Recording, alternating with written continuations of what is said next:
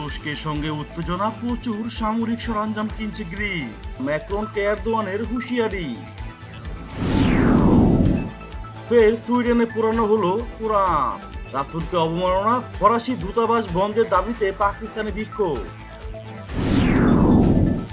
দোহায় আফগান সরকার ও তালেবানের মধ্যে শান্তি আলোচনা। আফগানিস্তানে ইসলামী ব্যবস্থা চায় তালেবান।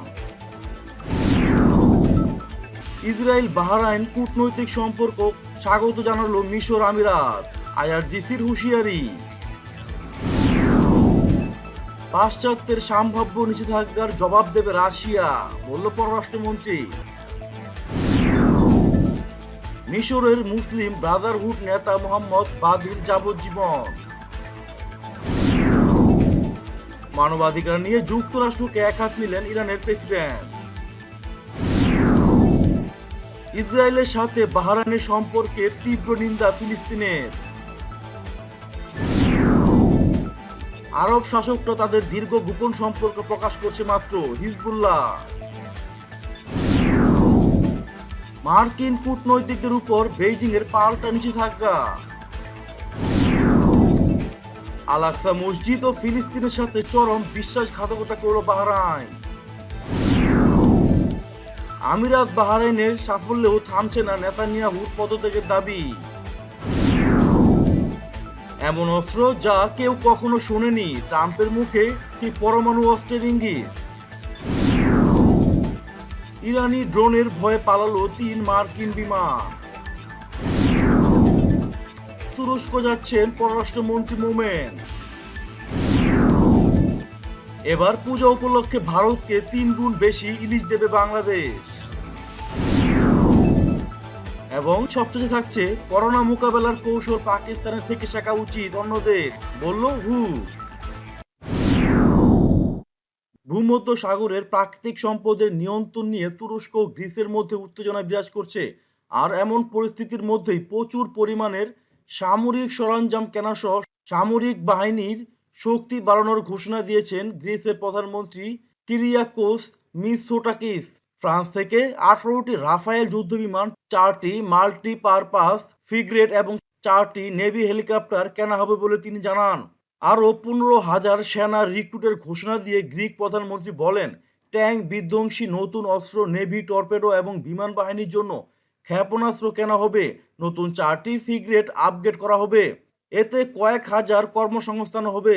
এদিকে ফ্রান্সের প্রেসিডেন্ট ইমানুয়েল ম্যাক্রনকে হুঁশিয়ারি দিয়ে তুরস্কের প্রেসিডেন্ট রিসেপ তাইপ এরদোয়ান বলেছেন, তুরস্কের জনগণের সঙ্গে গোলমাল করতে আসবেন না।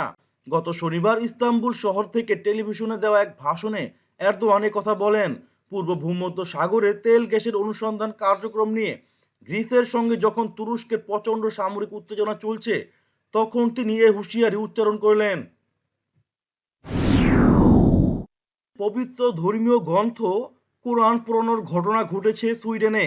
গত বৃহস্পতিবার দেশটির মুসলিম অধ্যুষিত এলাকায় ডেনমার্কের এক ডানপন্থী দল কোরআন পুড়িয়ে দিয়েছে।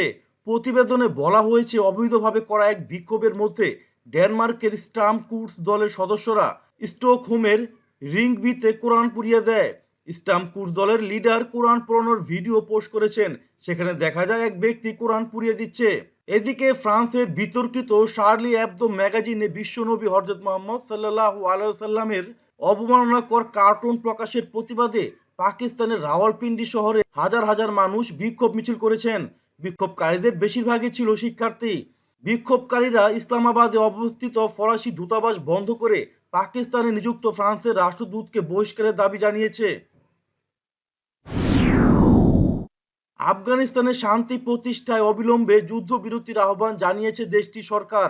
শনিবার কাতারের দোহায় শুরু হওয়া শান্তি আলোচনার উদ্বোধনী অনুষ্ঠানে এই আহ্বান জানান আফগান সরকারের প্রতিনিধি দলের প্রধান আবদুল্লাহ। উদ্বোধনী অনুষ্ঠানের মূল বক্তা হিসেবে তিনি বলেন, যুদ্ধে কেউ জয়ী হবে না।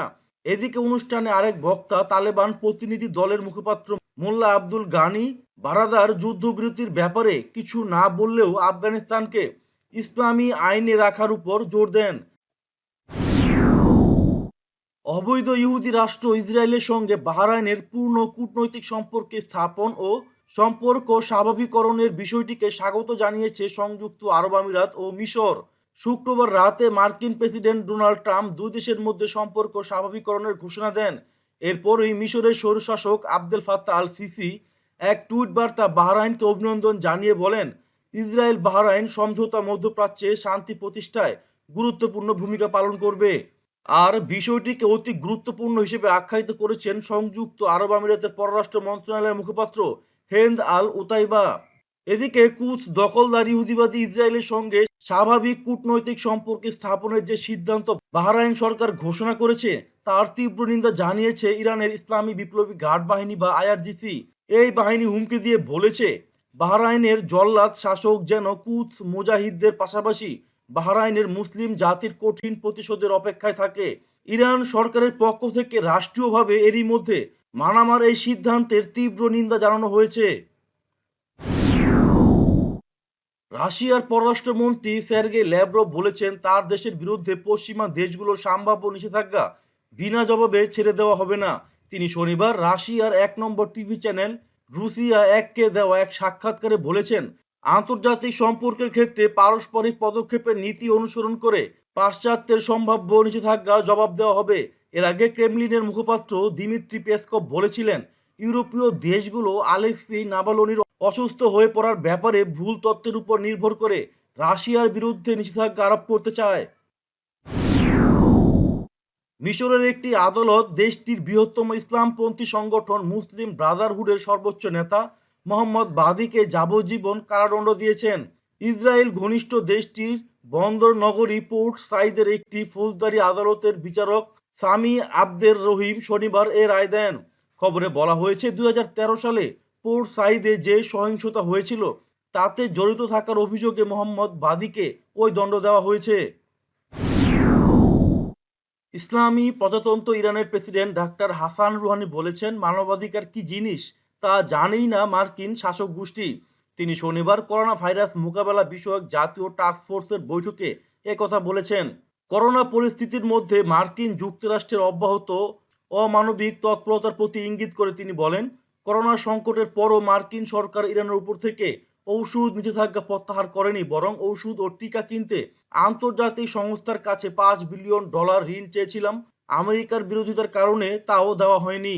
রুহানি আরও বলেন, বিভিন্ন দেশের ব্যাংকগুলোতে আমাদের অর্থ রয়েছে, কিন্তু মার্কিন চাপের কারণে এসব দেশ আমাদের অর্থ ছাড় বা অবমুক্তির অনুমতি দিচ্ছে না। ইতিহাসে এত বড় অপরাধের দৃষ্টান্ত আর নেই। ইসরায়েলের সঙ্গে সংযুক্ত আরব আমিরাতের শান্তি চুক্তি স্বাক্ষরের ঘোষণার পর দেশটির সাথে সম্পর্ক পুরোপুরি স্বাভাবিক করার ঘোষণা দিয়েছে উপসাগরীয় রাষ্ট্র বাহরাইন। এদিকে ইসরায়েলের সঙ্গে বাহরাইনের স্বাভাবিক সম্পর্কের ঘোষণায় তীব্র নিন্দা জানিয়েছে ফিলিস্তিন। শুক্রবার ইসরায়েল বাহরাইন স্বাভাবিক সম্পর্কের ঘোষণার পর ফিলিস্তিন কর্তৃপক্ষ এক বিবৃতিতে জানায়, দখলদার রাষ্ট্র ইসরায়েল রাষ্ট্রের সঙ্গে বাহরাইনের স্বাভাবিক সম্পর্ক নিয়ে আমেরিকা, ইসরায়েল ও বাহরাইনের ত্রিরাষ্ট্রীয় ঘোষণা প্রত্যাখ্যান করেছে এবং এর তীব্র নিন্দা জানিয়েছে ফিলিস্তিনি কর্তৃপক্ষ। এদিকে ইহুদিবাদী ইসরায়েলের সঙ্গে সম্পর্ক স্বাভাবিক করার বাহরাইনি পদক্ষেপের কঠোর নিন্দা জানিয়েছে লেবাননের ইসলামী প্রতিরোধ আন্দোলন হিজবুল্লাহ বলেছেন, বাহরাইন সরকার এ কাজ করে ফিলিস্তিনি জাতির প্রতি চরম বিশ্বাসঘাতকতা করেছে।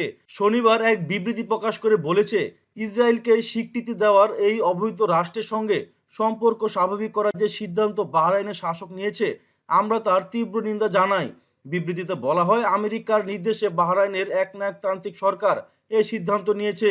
হিজবুল্লাহর বিবৃতিতে আরো বলা হয়েছে, আরব দেশগুলোর ভাড়াটে শাসকরা যারা কিনা তাদের জাতিগুলোর প্রতি বিশ্বাসঘাতক, তারা এতদিন ইসরায়েলের সঙ্গে গোপনে যে সম্পর্ক বজায় রাখত এখন তা প্রকাশ করে দিয়েছে মাত্র। যুক্তরাষ্ট্রে চীনা দূতাবাসের কর্মীদের কার্যক্রম সীমিত করে ওয়াশিংটনের বিধিনিষেধ আরোপের জবাবে চীনে কর্মরত সব মার্কিন কূটনৈতিকের উপর পাল্টা নিষেধাজ্ঞা দিচ্ছে বেইজিং। গত শুক্রবার এক বিবৃতিতে এ তথ্য জানিয়েছে চীনের পররাষ্ট্র মন্ত্রণালয়। বেইজিংয়ের সিদ্ধান্ত অনুসারে চীনে নিযুক্ত মার্কিন দূতাবাস ও কনসুলেটের সব কর্মকর্তা তো বটেই, হংকংয়ে যুক্তরাষ্ট্রের কনসুলেট জেনারেলের উপরও নিষেধাজ্ঞা দেওয়া হয়েছে। মাত্র 1 মাসের মধ্যেই সংযুক্ত আরব আমিরাতের পর বাহরাইনের সঙ্গেও দ্বিপাক্ষিক সম্পর্ক স্বাভাবিক করেছেন ইসরায়েলের প্রধানমন্ত্রী বেনিয়ামিন নেতানিয়াহু। পাশে রয়েছেন খোদ মার্কিন প্রেসিডেন্ট ডোনাল্ড ট্রাম্প। এরপরও নিজ দেশে ব্যাপক চাপের মুখে রয়েছে ইসরায়েলি প্রধানমন্ত্রী। তার পদত্যাগের দাবিতে বিক্ষোভ যেন কিছুতেই থামছে না। টানা 12তম সপ্তাহে গত শনিবারও জেরুজালেমে নেতানিয়াহুর পদত্যাগের দাবিতে বিক্ষোভ করেছে হাজার হাজার মানুষ। এদিন তারা ইসরায়েলি প্রধানমন্ত্রীর বাসভবনের বাইরে জড়ো হয়ে বাঁশি বাজিয়ে, পতাকা নেড়ে, ব্যানার, পোস্টার হাতে তুমুল স্লোগান তুলে নিজেদের ক্ষোভ প্রকাশ করেছে। ওয়াশিংটনে এমন এক অস্ত্র আছে আমেরিকার হাতে, যা কোনোদিন কোনো দেশের কাছে ছিল না। সম্প্রতি প্রেসিডেন্ট ডোনাল্ড ট্রাম্পের বয়ানে উঠে এসেছে চাঞ্চল্যকর তথ্য। ওয়াশিংটনের সাংবাদিক বব এডওয়ার্থের এক বইতে এমনই তথ্য উঠে এসেছে, যা দেখে কপালে ভাঁজ পড়েছে বিশ্বের তাবড় সামরিক বিশেষজ্ঞদের। এডওয়ার্ডের সম্প্রতি প্রকাশিত বইয়ের নাম রেজ, আর সেখানে 17টি অন রেকর্ড ইন্টারভিউ দিয়েছেন ট্রাম্প। সেখানে ট্রাম্পকে বলতে শোনা যাচ্ছে আমেরিকায় তার আমলে নাকি এমন এক অস্ত্র তৈরি হয়েছে যা কেউ কখনোই করেনি। এমনকি রাশিয়া বা চীনের নেতারাও নাকি সেই অস্ত্র সম্পর্কে জানেন না। সেই সঙ্গে এও উল্লেখ করেছেন যে সেটি নিউক্লিয়ার। ট্রাম্পের এমন এক বিস্ফোরক উক্তিতে চাঞ্চল্য তৈরি হয়েছে। নিজেদের আকাশসীমা থেকে 3 মার্কিন বিমানকে হটিয়ে দিতে সক্ষম হয়েছে ইরান। যুক্তরাষ্ট্রের 2টি পাইলটবিহীন কমব্যাট বিমান বা ড্রোন ও একটি সামরিক বিমানকে নিজেদের বিমান প্রতিরক্ষা অঞ্চলের আকাশ থেকে চলে যেতে বাধ্য করেছে ইরানের সামরিক বাহিনী। ওই বিমানগুলো আন্তর্জাতিক আইন লঙ্ঘন করে ইরানের দক্ষিণাঞ্চলে চলমান মহড়ার আকাশসীমায় ঢুকে পড়েছিল। পররাষ্ট্রমন্ত্রী ডাক্তার একে আব্দুল মোমেন আজ 4 দিনের সফরে তুরস্ক যাচ্ছেন। সফরে আগামী 15 সেপ্টেম্বর তুরস্কের পররাষ্ট্রমন্ত্রী মেভলুত চাভুসগ্লুর সঙ্গে তার দ্বিপক্ষীয় বৈঠক অনুষ্ঠিত হবে। এছাড়া দেশটির রাজধানী আঙ্কারায় অবস্থিত বাংলাদেশ চ্যান্সারি কমপ্লেক্সের উদ্বোধনী অনুষ্ঠানে যোগ দেবেন তিনি। প্রধানমন্ত্রী শেখ হাসিনা ঢাকা থেকে ভার্চুয়ালি যুক্ত হয়ে কমপ্লেক্সের উদ্বোধন করবেন। এ সময় পররাষ্ট্রমন্ত্রী আব্দুল মোমেন এবং তুরস্কের পররাষ্ট্রমন্ত্রী চাভুসগ্লু কমপ্লেক্সে উপস্থিত থাকবেন। এর পরের দিন 15 সেপ্টেম্বর আঙ্কারায় তুর্কি পররাষ্ট্রমন্ত্রীর সঙ্গে বাংলাদেশি পররাষ্ট্রমন্ত্রীর দ্বিপাক্ষিক বৈঠক অনুষ্ঠিত হবে। এতে রোহিঙ্গা সংকট, D8 সম্মেলন এবং দুই দেশের মধ্যে বাণিজ্য সহযোগিতার বিষয় প্রাধান্য পাবে। সফরে পররাষ্ট্রমন্ত্রী মোমেন তুরস্কের প্রেসিডেন্ট রিসেপ তাইয়েপ এরদোয়ানের সঙ্গেও সাক্ষাৎ করবেন। হিন্দু ধর্মাবলম্বীদের পূজা উপলক্ষে উপহার হিসেবে এবার ভারতকে বাংলাদেশ 3 গুণ বেশি ইলিশ মাছ দেবে বলে জানিয়েছে ভারতীয় পত্রিকা আনন্দবাজার। তারা জানাচ্ছে, বৃহস্পতিবার রাতেই বাংলাদেশ বাণিজ্য মন্ত্রণালয়ের ইলিশ রপ্তানি সংক্রান্ত অনুমতিপত্র সংশ্লিষ্ট সংস্থাগুলোর হাতে এসেছে। নির্দেশিকা অনুযায়ী পূজা উপলক্ষে উপহার হিসেবে 10 অক্টোবরের মধ্যে 1450 মেট্রিক টন ইলিশ পাঠানো হবে। গতবার 500 মেট্রিক টন ইলিশ পাঠানো হয়েছিল। বিশ্বের বাকি দেশগুলির তুলনায় করোনায় লাগাম পড়াতে অনেকটাই সক্ষম হয়েছে পাকিস্তান। এবার ইমরান খানের সরকারের প্রশংসায় পঞ্চমুখ বিশ্ব স্বাস্থ্য সংস্থা। করোনাকে কিভাবে নিয়ন্ত্রণে আনা যায় তা পাকিস্তানকে দেখে প্রত্যেক দেশের শেখা উচিত বলে পরামর্শ বিশ্ব স্বাস্থ্য সংস্থা হুর। করোনার ঊর্ধ্বগতিতে লাগাম পরিয়েছে পাকিস্তান। প্রথম দিকে হু হু করে সংক্রমণ বাড়তে থাকলেও এখন ইমরান খানের দেশে অনেকটাই নিয়ন্ত্রণে এসেছে সংক্রমণ। গত কয়েক সপ্তাহ ধরে পাকিস্তানে করোনা সংক্রমণের হার অনেকটাই কমেছে দৈনিক মৃত্যু।